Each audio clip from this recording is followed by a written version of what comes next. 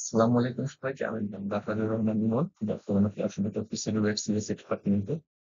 তো আজকে আমাদের রাজশাহী বিশ্ববিদ্যালয়ের পরীক্ষা অনুষ্ঠিত হলো। সেই পরীক্ষার যে গণিত প্লাস বায়োলজি অংশটুকু রয়েছে, সেই অংশের যে গণিত অংশটুকু রয়েছে তার সব দেখার আমরা ট্রাই করবো। সো কথা না বলে চলো শুরু করি। সেখানে প্রথম কোশ্চেনটা একটা ইন্টিগ্রেশনের ম্যাথ দিছে, যে বলছে যে ইন্টিগ্রেশন লিমিট লোয়ার লিমিট দিছে 1, আপার লিমিট দিছে ই। সো এটা একদম কমন একটা কোশ্চেন। সো এখানে আমরা কি করবো, 1 + ln x, এটাকে আমরা জেড ধরে নিব। তাহলে এটাকে আমরা যদি জেড ধরি তাহলে 1/x dx is equal two dz। সেখান থেকে আমরা কি করবো, ওয়ান ই 1/x কে কি লেখা যাবে, অর্থাৎ 1/x into 1/1 + ln x dx। So এটাকে আমরা কি লিখতে পারবো, 1 থেকে ই পর্যন্ত dz divided by z, dz divided by z. So আমরা এখানে চাইলে কি করতে পারি, লিমিটটা চেঞ্জ করতে পারি, বাট আমি কি করবো, লিমিটটা চেঞ্জ করবো না। যেহেতু আমরা এমসিকিউ করতেছি, লিমিটটা চেঞ্জ না করে আমি ইন্টিগ্রেশন করবো, করার পর আবার জেড এর মানটা বসাই দিব, বসাই দেওয়ার পর লিমিটটা বসাই দেবো। তাহলে আমাদের কি হবে, সুবিধা হবে। আমি কেন লিমিটটা চেঞ্জ করতে যাবো, তাহলে আমার বেশি সময় লাগবে। তাহলে এটা আমি করবো না। তাহলে 1/z এ ইন্টিগ্রেশন করলে কি হবে, লন জেড লন জেড হচ্ছে লোয়ার আপার লিমিট ই, লোয়ার লিমিট 1। সো এখান থেকে আমরা কি করবো, লন জেড মানে কত, জেড মানে হচ্ছে 1 + ln x। সো এখানে আমরা কি করবো, লোয়ার লিমিট আর আপার লিমিটটা বসাই দিব।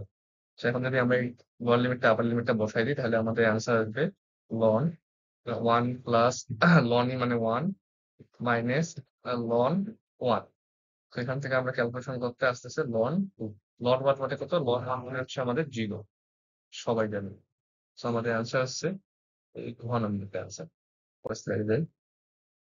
স্লাইডে কি বলছে, এত বৃত্তটি এত বিন্দুগামী হলে ড্যাশ এর দৈর্ঘ্য নিচের কোনটি। হ্যাঁ, ড্যাশ নিচের কোনটি, ভালো করে খেয়াল রাখবে, এখানে কিন্তু ড্যাশ বলছে। ব্যাস মানে ব্যাসার্ধ ডাবল। অবশ্যই এটা কিন্তু ভুল করা যাবে না, ভুল করলেই কিন্তু শেষ। তো এখানে আমাদের বৃত্তের কেন্দ্রীয় স্থানাঙ্ক কত, কেন্দ্রীয় স্থানাঙ্ক হচ্ছে 7,8, এবং পরিধির উপর একটা স্থানাঙ্ক দেওয়া আছে -1,2। তাহলে এই দুই বিন্দুর যে দূরত্ব, এই দূরত্বটা কি ব্যাসার্ধের সমান না? তাহলে এই দুই বিন্দুর দূরত্ব আমরা বের করি। দুই বিন্দুর দূরত্ব হচ্ছে কত, 7 + 1 whole square plus 8 - 2 whole square. তো এখানে আসতেছে 8 8 64, 6 6 36, মানে আসতেছে 100, 100 মানে 10। এই 10 কিন্তু অ্যান্সার না, এই 10 কিন্তু হচ্ছে ব্যাসার্ধ। তাহলে আমাদের ব্যাস কত, ব্যাস ব্যাস হচ্ছে আমাদের কত, 2 × 10, অর্থাৎ আমাদের 20। অ্যান্সার হচ্ছে আমাদের 6 নম্বরটা। পরের স্লাইডে যাই। পরের স্লাইডে খুব সুন্দর একটা কোশ্চেন দিছে, y is equal two modulus of x. যেখানে এক্স এর মানটা কি বলছে, শূন্যের থেকে ছোট। শূন্যের থেকে ছোট মানে কি, এক্স এর মান কত, এক্স এর মানে নেগেটিভ, মানে ঋণাত্মক একটা সংখ্যা। তো শূন্যের থেকে যেহেতু ছোট বলছে, তাহলে y is equal two -x, যেহেতু এটা একটা ঋণাত্মক সংখ্যা। তাহলে এখানে যদি আমরা অন্তরীকরণ পাই, তাহলে কি হবে, dy dx is equal to কত, -1। একদম সিম্পল। সে কোনো বিন্দুতে ক্রিয়ারত পি ও 25 নিউটন মানের দুটি বলের লব্ধি 20, যা পি বলের দিকের সাথে সমকোণ উৎপন্ন করে। তাহলে পি এর মান কত। সো এখানে একটা দুইটা বল দিছে, কোনো বিন্দুতে ক্রিয়ারত পি ও 25 মানে দুটি বল। তাহলে আমি কি মনে করলাম, এটা একটা বিন্দু, এই বিন্দুতে ক্রিয়ারত রয়েছে একটা বল রয়েছে পি বল, আর একটা বল রয়েছে কত, 25 নিউটন। তাহলে আমি বললাম যে আহ এটা হচ্ছে আমাদের পি বল, আর এটা হচ্ছে আমাদের কি, 25 নিউটন বল। এখন বলছে যে এই বলে যে লব্ধি, যা 20 নিউটন বল, এই বলটা যে লব্ধি তা 20 নিউটন বল, এবং যা পি বলের সাথে সমকোণে ক্রিয়া করছে। এই বলটার সাথে সমকোণে লব্ধিটা ক্রিয়া করছে, অর্থাৎ এই যে এটা হচ্ছে আমাদের 20 নিউটন, আর এটা হচ্ছে আমাদের কি, সমকোণে ক্রিয়া করছে। সো আমরা এটা কি করবো, ভেক্টর শিফট নিয়মে করবো। তাহলে এই যে এটা পি বলটাকে আমি শিফট করে এখানে নিয়ে আসলাম। তাহলে পি বলটাকে যদি আমি শিফট করে এখানে নিয়ে আসি, তাহলে আমরা পিথাগোরাস দিয়ে আমরা ডিরেক্ট একটা করে ফেলতে পারবো। তাহলে আমরা পিথাগোরাস দিয়ে যদি করি, তাহলে আমাদের কেস আছে 25 square is equal two 20 square plus P square. তো এখান থেকে আমি পি এর মানটা জাস্ট বের করবো।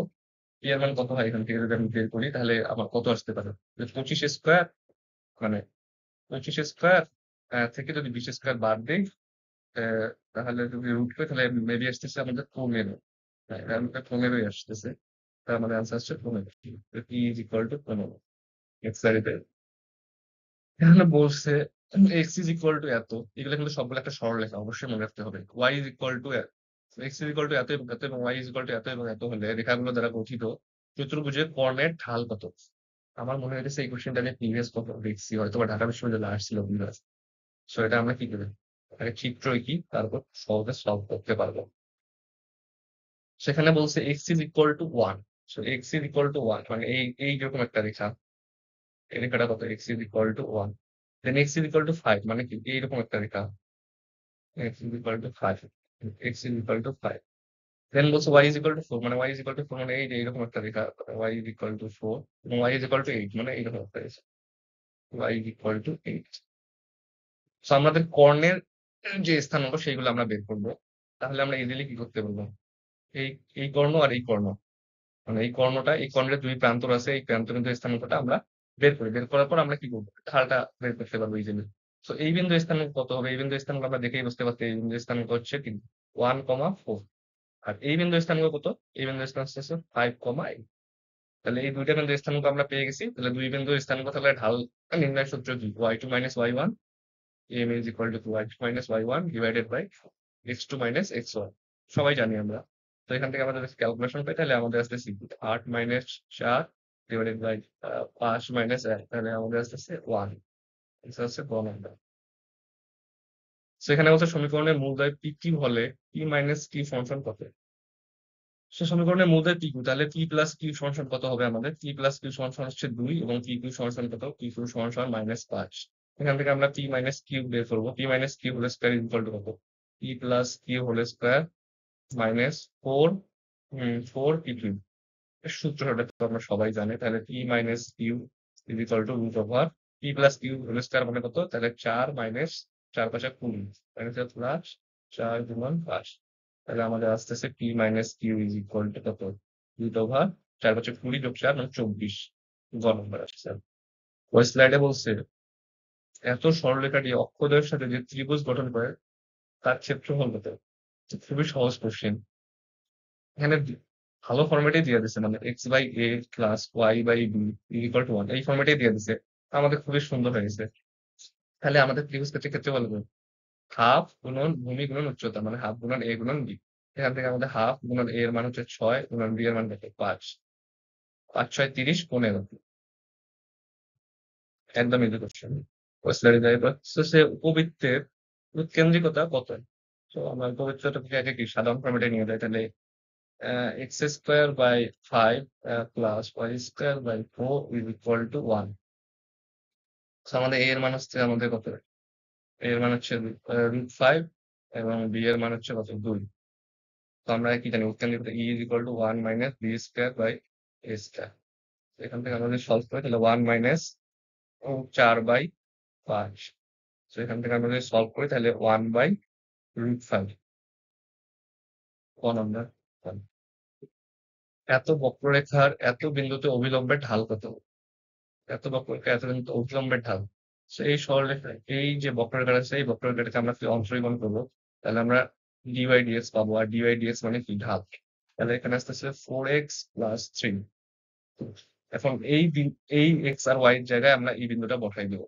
তাহলে এখানে আমরা যদি এক্স এর জায়গায় কত বসাই 0 বসাই, তাহলে 4 × 0 প্লাস 3, তার মানে আসতেছে 3। তাহলে আমাদের ডিওয়াই ডিএক্স আসতেছে আমাদের 3। কিন্তু এটা হচ্ছে আমাদের স্পর্শকের ঢাল, কিন্তু আমাদের চাইছে কি অভিলম্বের ঢাল। স্পর্শকের ঢাল অভিলম্বের ঢাল কি পরস্পর লম্ব, তার মানে কি অভিলম্বের ঢাল কত হবে -1/3। কিন্তু ওমেগা একটি একের ঘনমূল হয় তবে এত এর মানুষের কোনটি। So আমরা সবাই জানি কি 1 plus omega plus omega square function 0।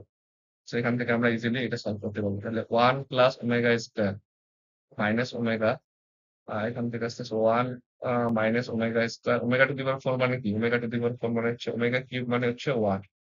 তাহলে ওমেগা টু দি পাওয়ার 4 মানে হচ্ছে ওমেগা, তাহলে ওমেগা। তাহলে এখান থেকে আমরা যদি ক্যালকুলেশন করি তাহলে 1 প্লাস ওমেগা স্কয়ার কে লেখা যাবে কি মাইনাস ওমেগা মাইনাস ওমেগা, দেন ইনটু 1 প্লাস ওমেগা কে লেখা যাবে কি minus omega square minus omega square. তো এখান থেকে আমরা ক্যালকুলেশন করি -2 ওমেগা ইনটু -2 ওমেগা স্কয়ার। এখান থেকে আমাদের আসতেছে 4 ওমেগা কিউব, ওমেগা কিউব মানে 1, তাহলে आंसर আসছে আমাদের 4। সেই ছিল আমাদের রাজশাহী বিশ্ববিদ্যালয়ের ভর্তি পরীক্ষার কোশ্চেন সলভ। আসসালামু আলাইকুম।